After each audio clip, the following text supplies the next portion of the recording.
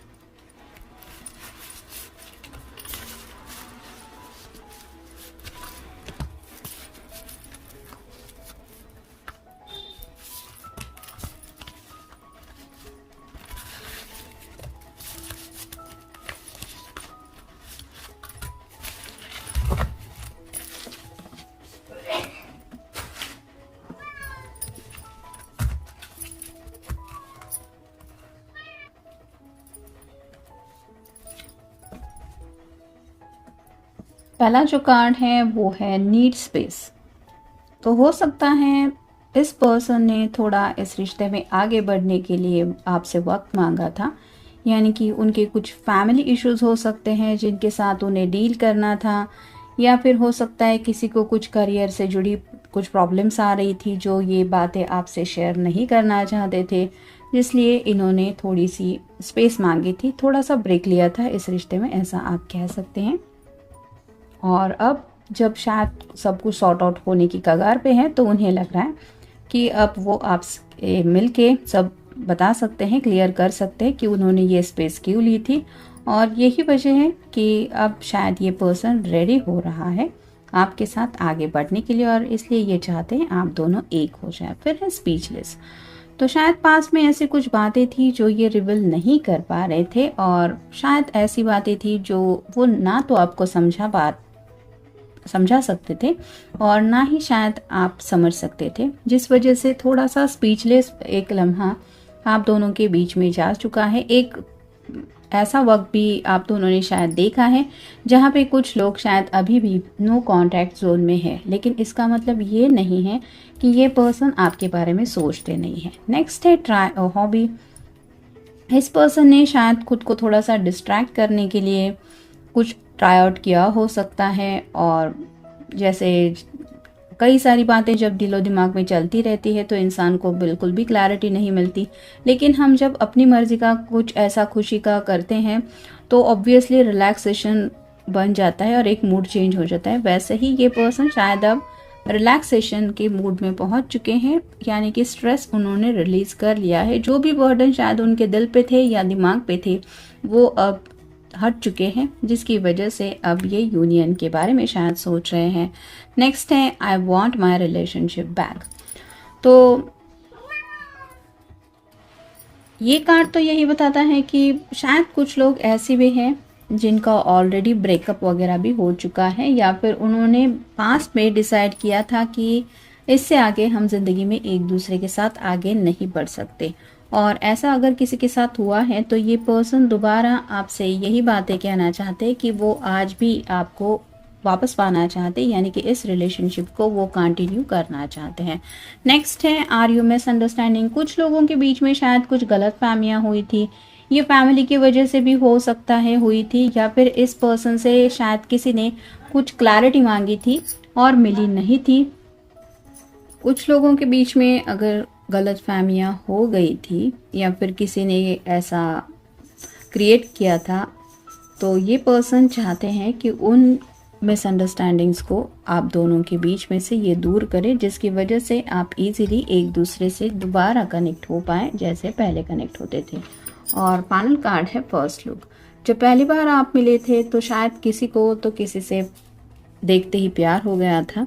ये आप हो सकते हैं या आपके पर्सन हो सकते हैं। तो वो बातें कैसी थी, वो लम्हे कैसे थे, ये जब भी वो याद करते तो उन्हें एहसास होता है कि वो फीलिंग्स वो और किसी के बारे में दोबारा नहीं फील कर सकते जैसा वो आपके बारे में फील करते हैं। नेक्स्ट है भाई बहन। तो शायद मे बी किसी के भाई बहन की कुछ शादी ब्याह की बात चल रही थी और इस पर्सन को उनकी शादी होने तक रुकना पड़ता था, यानी कि ये घर के छोटे हो सकते हैं और जब तक इनके रिश्ते बड़े भाई बहन के हो नहीं जाते तब तक शायद घर वाले नहीं मानते, ऐसा भी शायद हो सकता था, जिसकी वजह से मे बी ये कमिटमेंट दे नहीं सकते थे। लेकिन अब मे बी किसी की एंगेजमेंट हो गई है या फिर शादी की भी कुछ तैयारियां चल रही है, शायद ये सोच के ये पर्सन चाहते हैं कि अब आप दोनों भी एक दूसरे से वापस जुड़ सकते हैं। फिर है बेपनाह। तो आज भी ये पर्सन सच्चे दिल से आपके बारे में बहुत ज़्यादा सोचते हैं और उन्हें एहसास होता है कि वो प्यार वैसे ही है, यानी कि वो जो मोहब्बत है वो आज भी वो आपके लिए फील करते ही है। फिर है ऊपर वाला। तो बीच में अगर ऐसा कुछ टाइम पीरियड जा चुका है जहाँ पे अगर कुछ लोग नो कांटेक्ट जोन में थे, तो उस टाइम पीरियड में शायद इस पर्सन ने ऊपर वाले को मनाने की काफ़ी ज़्यादा कोशिश की है। अगर किसी श्रद्धालु है तो हो सकता है टेंपल वगैरह विजिट किए हैं, कुछ ऐसे चढ़ावे वगैरह चढ़ावे हो सकते हैं, या फिर मन्नतें मांगी हैं, कहीं पे कुछ बोल के आए होंगे कि मेरे साथ ऐसा होगा तो मैं ये चढ़ाऊँगा या ये मन्नत पूरी करूँगा। तो ऐसा कुछ किया है उन्होंने शायद, और इसलिए उन्हें यकीन है कि ऊपर वाला उनकी बातें ज़रूर सुन रहा है या फिर उन्हें मनचाहा रिजल्ट ज़रूर मिलेगा। फिर है यादें। आज भी आप दोनों ने जो वक्त साथ में बिताया है वो यादें उनके दिलो दिमाग में छाई रहती हैं और शायद इसीलिए ये चाहते हैं कि आप दोनों एक हो जाए। फिर है हसीना। तो आप जिनके लिए भी आप ये रीडिंग देख रहे हैं वो आपके बारे में बहुत ज़्यादा रोमांटिक थॉट्स रखते हैं, उन्होंने आपको बताया है या नहीं, लेकिन आप उनके दिलो दिमाग पे छाए रहते हैं और ये सब बातें शायद उन्होंने एक्सप्रेस नहीं की है कि उनके दिल में एग्जैक्टली आपको लेके क्या क्या जज्बात है। फिर है soulmate. Yes, this is your soulmate. तो इस पर्सन को महसूस हो रहा है, एहसास हो रहा है कि आप उनके सोलमेट हैं, यानी कि भले ही बातचीत नहीं हो रही लेकिन जो यादें होती हैं, जो हार्ट टू हार्ट कनेक्शन दिल से फील करता है इंसान, ऐसा सबके साथ तो हम फील नहीं करते। और अगर किसी स्पेसिफिक पर्सन को लेके ही ये एहसास है तो डेफिनेटली उस पर्सन में कुछ बात है, ये दिल समझ जाता है और ऐसी ही समझ इस पर्सन को आ रही है। फिर है healing family issues. Your love life benefits as you forgive your parents. तो जैसा कि मैंने कहा कि शायद किसी किसी के घर में भाई बहन की वजह से कुछ बातें रुकी हुई थी, किसी की शायद शादी वगैरह थी या फिर पेरेंट्स राजी नहीं हो रहे थे, तो वो हीलिंग्स हो रही है, इनके फैमिली इश्यूज सॉर्ट आउट हो रहे हैं और शायद इसलिए अब ये पर्सन चाहते हैं कि आप दोनों एक दूसरे से दोबारा कनेक्ट हो जाए। फिर है deception. Someone is wearing a fast self mask in this relationship.